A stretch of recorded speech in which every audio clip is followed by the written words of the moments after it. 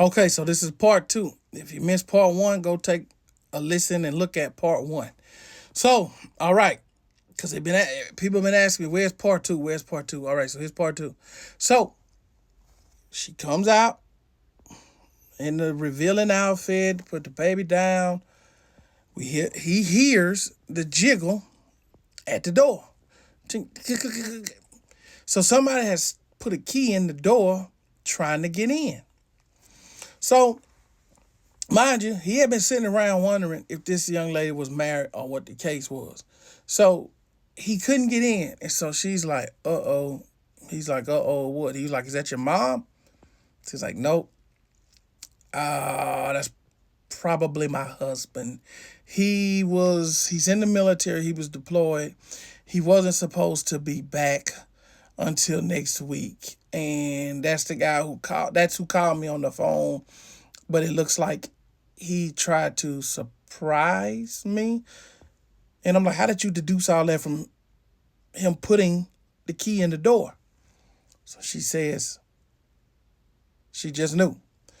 And Jimmy could hear the guy yelling, hey, open up, babe. What's going on? Open up. And so now Jimmy's in a bad situation. He's sitting in this man's house, military, doesn't know what branch, doesn't know what the man's training is. If this man comes in and attacks this man, he's in the right because his guy's sitting up with his wife. So, and if Jimmy has to defend himself, he's in the right because neither one of the gentlemen knew anything about the other one. This young lady has put everybody in a pickle. So she's like, listen, you might want to hide. Hide? He's like, hide where? So Jimmy, being the guy that he is, he thinks fast on his feet. She's like, yeah, because if he comes in here, it's going to be a problem. He going to try to kill you. And Jimmy like, oh, my God, he going to try to kill him. Jimmy don't have his. Jimmy didn't bring his heat. Jimmy has really nothing on him but hands, right? And so Jimmy really didn't try to go down this road. So what Jimmy ends up doing is, so Jimmy goes in the bathroom immediately, right? Closes the door. He locks the door. So she goes in, and Jimmy can hear the husband come in the door. I'm like, hey, what's up with these locks? This lady was so egregious, she had got the locks changed. So apparently she does this all the time.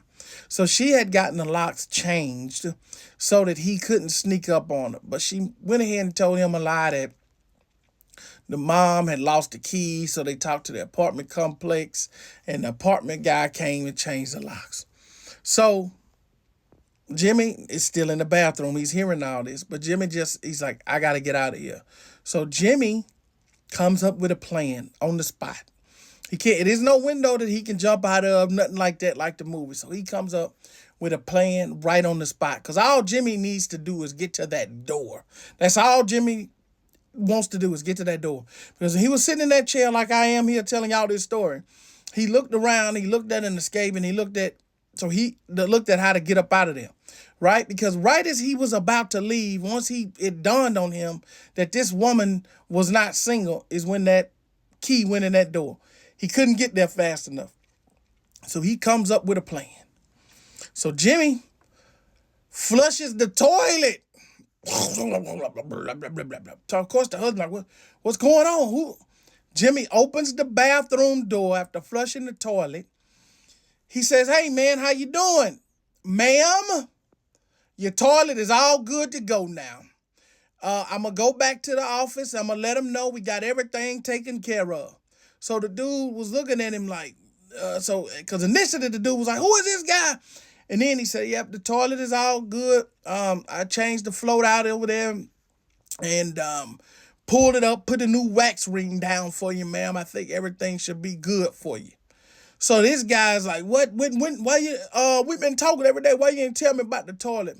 I said, well, I don't know. You're gonna have to take that up with her. Now, mind you, Jimmy's backpedaling the whole time he's talking about this, and he said, you know what? I think I left my clipboard in the other unit, so I'm gonna write this up, and I'll probably be back in about 15 minutes.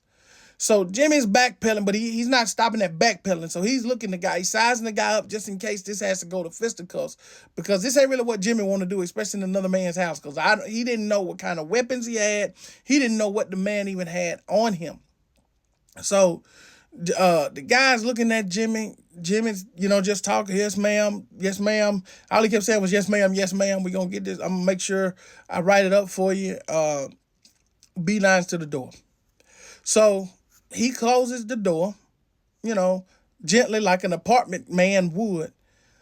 Jimmy sprints to his truck. Jimmy hit the automatic start, the truck running, he unlocking the door. So the guy goes in there, he looks, he realizes, uh-oh, what's going on here? It don't look like nothing been changed. I don't see no supplies. I don't see no water on the floor. No, nothing.